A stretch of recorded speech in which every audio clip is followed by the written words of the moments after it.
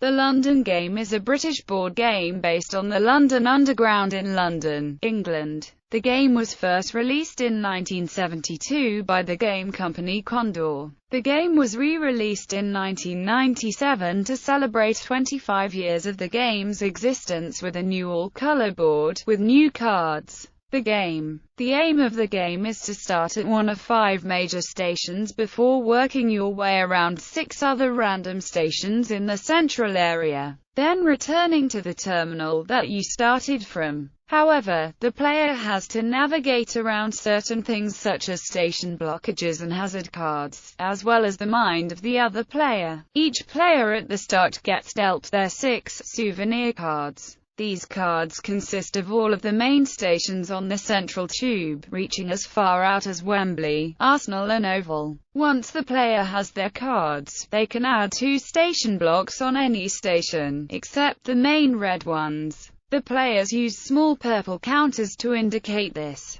Once the player has done that, and chosen their main station to commence the game, it begins. There is a certain amount of strategy involved, as well as luck. Players must move around the map to get along to their stations, so for example, if a player were at Lancaster Gate Tube Station, and they rolled a 2 on the die, they could go to Notting Hill Gate in the west or Bond Street in the east. Each time a player has to change lines, they must pick up a hazard card. There are roughly 20 types of hazard card, which say things like, "You feel lonely," "Join another player on the board," or "Forgot to buy gifts." Proceed to Oxford Circus at once to visit Hamleys. There are also other cards where you can send opponents wherever one may wish.